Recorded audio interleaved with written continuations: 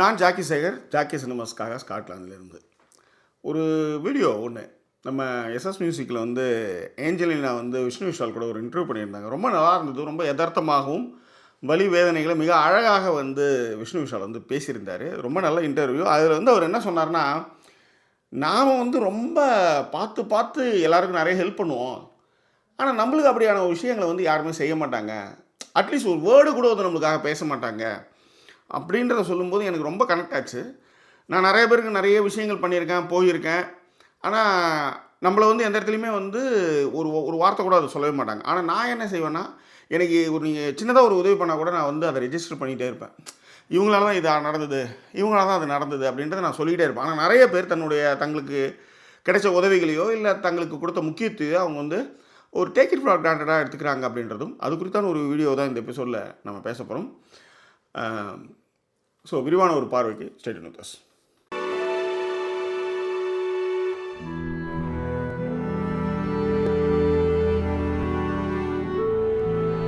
Video ஆரம்பிக்கிறதுக்கு முன்னாடியே சொல்கிறேன், லைக் பண்ண மறந்துடாதீங்க, கமெண்ட் பண்ண மறந்துடாதீங்க.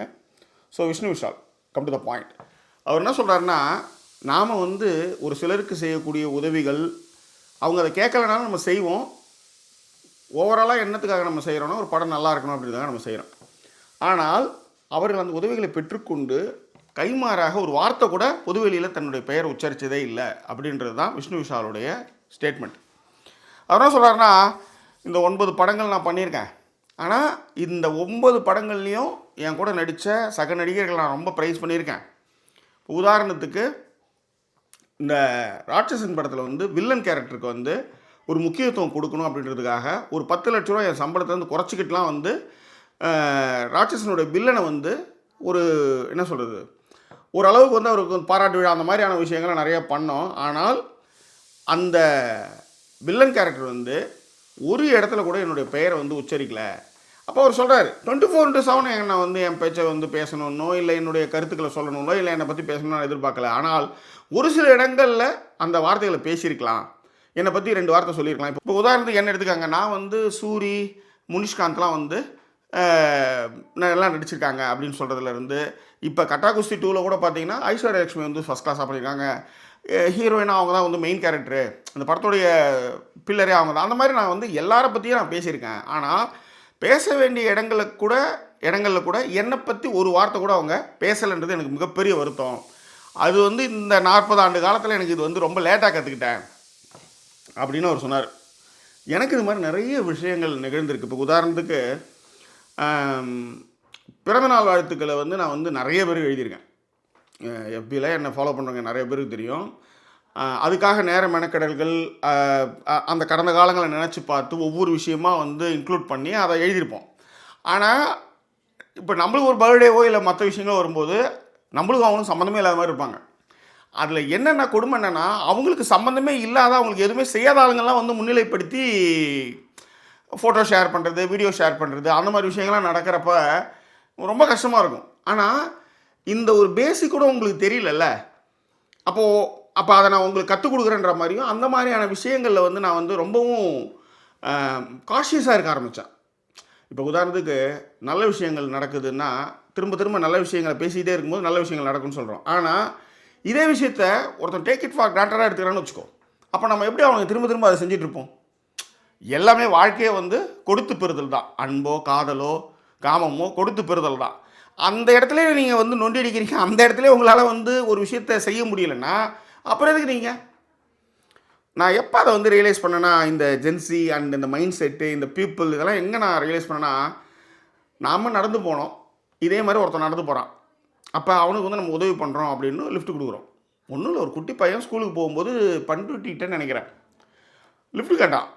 நான் லிஃப்ட் கொடுத்தேன். ஏன்னா நம்ம வந்து ஸ்கூலுக்கு போகும்போது சத்துணவு தட்டத்தை சைடில் வச்சுக்கிட்டு போய் வரிசையில் நின்று சாப்பிட்ருக்கோம். இன்றைக்கி ஒரு பையன் சைக்கிள் இல்லாமல் நடந்து போயிட்டுருக்கான், ஸ்கூலுக்கு போகணும், நாம் அவனுக்கு உதவி செய்யலாம் அப்படின்னு நான் உதவி செய்கிறேன். நீங்கள் நம்ப மாட்டீங்க, இறங்கி போகும்போது ஒரு வார்த்தை கூட நன்றின்னு கூட சொல்லலைங்க. இன்றைக்கும் ஆறாத வீடு, அது நடந்து 10 வருஷத்துக்கு மேலே. நான் சொல்ல வர்றது, அதன் பிறகு காரில் போகிறோம், எல்லாம் வந்தாச்சு, இங்கே ஸ்காட்லாந்து வந்தாச்சு. ஆனால் அந்த அந்த சம்பவம் இருக்குல்ல, அப்போ நான் யோசிச்சது ஒன்றே ஒன்று தான், இவன் யார், ஏன் இவங்களுக்கு அந்த ஹெல்ப்பை நம்ம பண்ணணும்? ஆக ஒரு பையன் தான் அப்படிங்க, மற்ற எல்லாரும் அப்படி கிடையாது. ரைட். அப்படி எல்லாரும் இல்லாதவங்கள நான் தேர்ந்தெடுத்து அவங்களுக்கு பண்ணிக்கிறேன்றேன். இந்த என்னது தாராள தொண்டியாக வந்து எல்லாருக்கும் போய் பண்ணுறது, எல்லாருக்கும் ப்ரைஸ் பண்ணுறது, எல்லாரையும் வந்து தூக்கி வச்சு கொண்டாடுறது அப்படின்ற ஒரு விஷயத்தில் நான் ரொம்ப கான்ஷியஸாக இருக்க ஆரம்பித்தேன் ஆக்சுவலாக. ஸோ அந்த மாதிரி நாம் வந்து பார்த்து பார்த்து அவங்களுக்காக நேரம் மெனக்கிட்டு அவங்களுடைய புகழை பேசுகிறதுலேருந்து அவங்க எவ்வளோ நல்ல வள்ளல் தன்மை, அவங்க எவ்வளோ நல்லவங்க அப்படி இப்படிலாம் நம்ம வந்து பேசும்பொழுது, ஆனால் நம்மளுக்கான ஒரு மரியாதையோ ஒரு மதிப்பையோ அவங்க கொடுக்க வேண்டிய இடத்துல கொடுக்கவே மாட்டாங்க. ஆனால் அந்த இடத்துல நம்ம எக்ஸ்பெக்ட் பண்ணுவோன்னு கூட அவங்களுக்கு தெரியும். ஆனால் என்னென்னா அவங்க அதை செய்யவே மாட்டாங்க. அப்படி செய்யாதவங்களை நம்ம என்ன செய்யணும் அப்படின்னும்பொழுது, இப்போ விஷ்ணு விஷால் சொன்னது அதுதான். நான் வந்து ரொம்ப மாறிட்டேன். முன்னாடி மாதிரிலாம் நான் வந்து வெளுத்ததெல்லாம் பால் நம்பினது கிடையாது. நான் எல்லார்கிட்டையும் போய் எல்லாருடைய பெருமைகளும் பேசும்போது பேசக்கூடிய இடங்களில் கூட எந்த ஒரு ஆட்களையும் என்கிட்ட சொன்னதில்லை. அவர் ஒரு இன்னொரு விஷயம் ஒன்று சொன்னார். அவர் அது என்ன சொன்னார்னா, காடான் படத்தில் அவர் நடிச்சிருக்காரு. ஒரு ஃபைட் சீனு. அதில் வந்து இங்கே இந்த கழுத்துக்கிட்ட அவருக்கு வந்து அடிபட்டுடுச்சு. இவர் இன்டர்வியூலாம் போய் சொல்லிட்டு இருக்காரு, இந்த மாதிரி எனக்கு அடிபட்டுடுச்சுன்ட்டு. ஆனால் அந்த படத்தில் அந்த காட்சியே இல்லை. புரியுதுங்களா? அந்த படத்தில் அந்த காட்சியே இல்லை. அப்போ வந்து இயக்குனர்கிட்ட வந்து அவர் கேட்கும்போது என்ன சொல்கிறாரு, பிரபு சாலமன் அந்த காட்சி எடுத்துட்டோங்க படத்துலேருந்து. அப்போ அவர் என்ன கேட்குறாருன்னா, என்கிட்ட முன்னாடியே சொல்லியிருக்கலாம்ல. ஒரு படத்தில் ஒரு காட்சியை வைக்கிறதும் வைக்காதும் ஒரு இயக்குனருடைய அவங்களோட சுதந்திரம். ஆனால் அதை நீங்கள் முன்னாடியே அந்த படத்தில் சம்மந்தப்பட்ட என்கிட்ட நீங்கள் சொல்லிட்டீங்கன்னா, நான் வந்து வெளியில் போய் பேசும்போது அதை பற்றி நான் பேசிக்க மாட்டேன். நான் இருக்கிற எல்லா இன்டர்வியூலையும் போய் நான் வந்து இந்த படத்தில் வந்து அடித்தேன், ராணாவும் நானும் சண்டை போட்டோம், காட்டில் உழுந்து இந்த இடத்துல கழுத்தில் எலும்போ வந்து மக்கள் சிகிச்சை அப்படி இப்படிலாம் நான் வந்து பேசியிருக்க வேண்டிய அவசியம் இல்லை. அன்னிலேருந்து இன்னை வரையும் நான் வந்து அவர்கிட்ட பேசுகிறத குறைச்சிட்டேன். இதுதான் நீங்கள் அதை தான் நான் திரும்ப திரும்ப சொல்கிறதும் சரி தான். தமிழ்நாட்டு அரசியலையும் அதுதான்.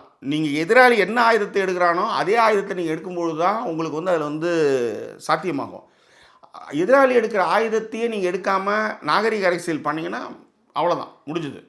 அதைத்தான் தன்னுடைய பேட்டியில் விஷ்ணு விஷால் வந்து ஒரு குறையவே அதை வந்து ரொம்ப அதாவது யோசிச்சு பாருங்கள். எல்லோரையும் நான் ப்ரைஸ் பண்ணுறேன், எல்லோரையும் பற்றியும் நான் வந்து பொழுது பேசிகிட்டு இருக்கேன். ஆனால் எங்கேயுமே அவங்க பேசவே இல்லை. அது ரொம்ப எனக்கு வருத்தம். அப்போ தான் தெரிஞ்சுது, இந்த உலகத்தில் நம்மளை பற்றி நம்ம மட்டும்தான் பேசி ஆகணும், வேறு யாரும் நம்மளுக்காக பேச மாட்டாங்கன்னு எனக்கு ஒரு உண்மை தெரிஞ்சுதுன்ட்டு. எஸ், நான் அது மாதிரி நான் நிறைய இடங்களில் நான் அந்த மாதிரியான முடிவுகள் நான் எடுத்திருக்கேன். நான் ஒரு சில விஷயங்களை நானே தான் சொல்லியிருக்கேன். ஏன்னா நம்மளை பற்றி நாம் மட்டும்தான் பேசுவோம். நம்மக்கிட்ட இருந்தவங்க, நம்ம கூட இருந்தவங்க, நம்ம அவங்களுக்காகவே நேரங்களை செலவிட்டவங்க எல்லாருமே நம்மளுக்கான முக்கியத்துவத்தையும் நம்மளுக்கான மரியாதையும் நம்மளுக்கு சரியான இடத்துல அவங்க கொடுத்துருக்கவே மாட்டாங்க. அது வந்து எனக்கு புரிஞ்சனால தான் நான் என்ன செஞ்சேன்னா, அவங்கவுங்க மொழியில் அதை பேசுகிறது. இப்போ உதாரணத்துக்கு எங்கள் வீட்டில் என்ன நடந்தது, என் பொண்ணு வந்து ஏதோ ஒன்று ரொம்ப அழகாக சொன்னான். நான் அப்ரிஷியேட் பண்ணுறாள் உடனே நான் கூப்பிட்டு இங்கே வாயேன் யாழு அப்படின்னு. நான் அவளுக்கு நல்லா தெரியும், நான் கூப்பிட்டு கிஸ் பண்ண தான் கூப்பிட்றேன், கன்னத்தில் முத்தம் கொடுத்து ரொம்ப சூப்பராக பண்ணடா, இதுதான் என்னுடைய அப்ரிசியேஷன் அதிகபட்சம். கூப்பிட்டா வந்து தெரியும் அவளுக்கு நான் கூப்பிட்றது வந்து அதுக்கு தான் அப்படின்னு அவளுக்கு தெரியும். ஆனால் அவன் என்ன பண்ணானா, வரல. எதுக்கு என்ன அப்படின்ட்டு. அது என்னென்னா அந்த கெத்து, நான் ஒரு 4-5 வாட்டி கூப்பிடணும் அப்படின்ற ஒரு கெத்து. நான் இப்போ சிம்பிளாக வந்து ஒரு விஷயம் சொன்னேன், ஒன்றும் இல்லை நீ சும்மா கூட்டேன், ஜஸ்ட் ஃபர்காட் இட் அப்படின்ட்டு நான் அப்படின்னு சொன்னதுமே இவன் என்ன பண்ண, ஏன்னா நான் திரும்ப 2-3 வாட்டி கூட்டு அதை செய்வேன்னு அவன் நினச்சா. இல்லை அப்படின்னதுமே உடனே வந்து ஏன்னா அவளுக்கு தெரியும் நான் அழுதுகிட்டே போனான். அது என்னென்னா, அதை நீங்கள் சொல்லிக் கொடுக்காம அது நடக்காது, அது சொல்லிக் கொடுக்காம அது புரியாது அப்படின்றது தான் இங்கே. ஒரு மனுஷன் இத்தனை வருஷமாக ஒரு படம் 9 படங்கள் பண்ணி நிறைய சக்ஸஸ் இருக்குது. தனக்கு வந்து எந்த ப்ரொடியூசரும் சரி, எந்த ஒரு கோ ஆர்டிஸ்டும் சரி, தன்னை பற்றி யாருமே பேச மாட்டாங்க. ஆனால் நான் அவங்க எல்லாரையும் பற்றி பேசிகிட்டு இருக்கேன். ஏன் இன்றைக்கி வந்து வெல் டு டூவாக இருக்கிற ப்ரொடியூசர்ஸ் நிறைய பேர் என்னுடைய படத்தில் சம்பாதிச்சவங்க, எனக்கு அவங்க ஒரு வார்த்தை கூட என்னை பற்றி பேசவே இல்லை. புரியுதுங்களா? ஸோ அதையெல்லாம் நான் உணர ஆரம்பித்ததுக்கு அப்புறம் தான் இந்த மாதிரியாக எல்லாத்துலேயும் உழுந்து புரள்றது, எல்லாருக்கும் வந்து எல்லாத்தையும் செய்கிறது அப்படின்ற விஷயத்தெல்லாம் நான் வந்து குறைச்சிக்கிட்டேன் அப்படின்னு அவர் வந்து சொன்னார். அது மட்டும் கிடையாது, வெண்ணிலா கபடி குழு படம்.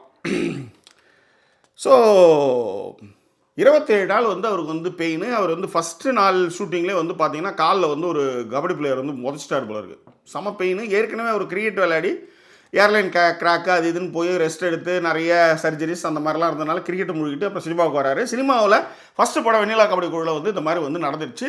இவர் போய் சொல்கிறார் ப்ரொடியூசர்கிட்ட, இந்த மாதிரி எனக்கு வந்து ஒரு பிரச்சனைன்னும் போது, ஏன்னா மொதல் படம் ஷூட்டிங்கு எல்லாம் நின்றுடுச்சுன்னா எல்லாருக்குமே பிரச்சனை. ஆனால் இந்த 27 நாள் அந்த வலிகள்லாம் நான் பொறுத்துக்கிட்டு கபடி பிளேயிங்லாம் விளையாடினேன். இன்றைக்கி கூட வந்து அந்த காலில் பார்த்தீங்கன்னா அந்த பேண்டேடோடு நான் விளையாடிருப்பேன். அவ்வளோ கஷ்டப்பட்டு நான் எல்லா வேலையும் செஞ்சேன். ஆனால் இன்னைய வரையிலும் எனக்கான அந்த ரெகக்னேஷனை படத்தோட ப்ரொடியூசரும் சொல்ல, இயக்குனரும் சொல்ல. அப்போ நீங்கள் எவ்வளோ சொல்லணும் என்னை பற்றி, எவ்வளோ பேசணும் என்னை பற்றி. ஆனால் இது எல்லாமே வந்து இல்லை அப்படின்னு ஆகும்போது நான் மட்டும் ஏன் எல்லாருக்காகவும் பேசிகிட்டு இருக்கணும், நான் மட்டும் ஏன் எல்லாருக்காக கேர் பண்ணிக்கிட்டு இருக்கணும். அப்போ அந்த வலி, அதாவது அவர் சொல்கிற அந்த வலியும் வேதனையும் தான் எனக்கு இதெல்லாம் கற்றுக் கொடுத்துருந்தது. Exactly same. எப்பயுமே என்ன தெரியுங்களா, நம்ம அளவில்லாத அன்பும் பாசமும் நேசமும் கொடுத்து கேராக பார்த்துக்கிறோம்ல, அவங்க தான் முதல்ல நம்மளை வந்து அவங்க எப்படி எடுத்துக்குவாங்கன்னா டேக் இட் ஃபார் கிராண்டடாக எடுத்துக்குவாங்க. ஓகேவா? ஒன்றும் இல்லை, நீங்கள் வந்து ஒரு லேண்டு முடிக்கிறதுக்கு எல்லா விஷயமும் ஒருத்தவங்களுக்கு பண்ணுறீங்க, எல்லா வேலையும் உங்களுக்கு பண்ணுறீங்க. ஆனால் அந்த வீடோட கிரகப்பிரசத்துக்கு யாரோ ஒருத்தவங்களை கூட்டின்னு வந்து முன்னாடி உட்கார வச்சு பரிவட்டமும் முதல் மரியாதையும் கொடுத்தா உங்களுக்கு எப்படி இருக்கும்? சீன் இருக்காது. ஆனால் ஆக்சுவலாக அவங்க உங்களுக்கு தான் செஞ்சுருக்கணும். நீங்கள் தான் நிறைய இடங்களில் வந்து கூட நின்னவங்க. அந்த மாதிரியான சம்பவங்கள் என் அம்மாவுடைய வாழ்க்கையில் நிறைய நடந்திருக்கு. எங்கள் அம்மா அதுக்காகலாம் அழுதுருக்காங்க. அப்படியான விஷயங்கள் எனக்கு நிறைய நடந்திருக்கு. ஆனால் நான் என்னென்னா அவங்க மொழியில் நான் பேச ஆரம்பிச்சிட்டேன். அது பல காலமாகவே போயிட்டு இருந்தது. இப்போ இன்னும் கொஞ்சம் ரொம்ப அதுக்கு உதாரணம் தான் என் பொண்ணுக்கு நான் சொன்னது. அந்த மாதிரி நம்ம காட்டுற அன்பையும் மற்ற விஷயங்களையும் அவங்க எப்படி எடுத்துக்கிறாங்கன்னா அது ரொம்ப ஜஸ்ட் லைக் தட்டாக எடுத்துக்கிறாங்க. அதுதான் இங்கே ரொம்ப கொடுமை. ஒரு விஷயத்தோடு சொல்லி இந்த வீடியோவை நான் முடிக்கிறேன். விஷ்ணு சார் சொன்னதில் ரொம்ப சூப்பரான விஷயம் என்னென்னா, யாரை எங்கே வைக்கணும் அப்படின்னு ஒரு விஷயம் இருக்குல்ல, அதை வந்து ரொம்ப அழகாக வந்து அவர் சொன்னார். அதே நேரத்தில் இந்த நம்மளை பற்றி நாம் மட்டும்தான் பேசணும். நம்மளை பற்றி நாம் மட்டும் தான் பேசணும். நம்ம இவ்வளோ செஞ்சுருக்கோம், நம்மளை வந்து எல்லோரும் பேசுவாங்க கொள்ளுவாங்க, வாய்ப்பே கிடையாது. ஓகேவா?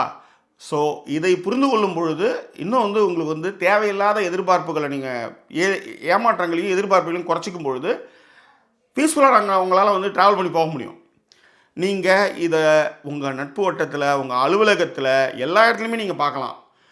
என் ஒய்ஃப் அடிக்கடி சொல்லுவாங்க, அவங்க வந்து டீம் லீடர்ஸை வந்து அவங்க வந்து என்ன செய்வாங்க, ட்ரீட் பண்ணுறது வந்து ஃப்ரெண்ட்லியாக ட்ரீட் பண்ணுவாங்க. ஆனால் வேலை நடக்காமல் சில இடங்களில் வந்து போக்கு காமிக்கிறது, லீவு போடுறது, அந்த மாதிரி விஷயங்கள்லாம் பண்ணுவாங்க. ஆனால் இன்னொரு மேனேஜர் பயங்கர கடுமையாக நடக்கிறவர்கிட்ட வந்து எல்லாத்தையும் ரொம்ப கைண்டாக போய் என்னது வெளியில் போயிட்டு, அதாவது பிரேக்குக்கு போகிறது கூட வந்து எழுதி வச்சுட்டு போகிற அளவுக்கான மேனேஜர்கிட்ட வந்து ரொம்ப கரெக்டாக நடந்துக்குவாங்க. நம்ம ஃப்ரெண்டாக இருக்கிறோம்ல, நம்மக்கிட்ட ரொம்ப ரொம்ப டேக் இட் ஃபார் கிராண்டடாக எடுத்துவாங்க ஜாக்கின்னு என்கிட்ட நிறைய வாட்டி என் ஒய்ஃப் வந்து வருத்தப்பட்டிருக்காங்க.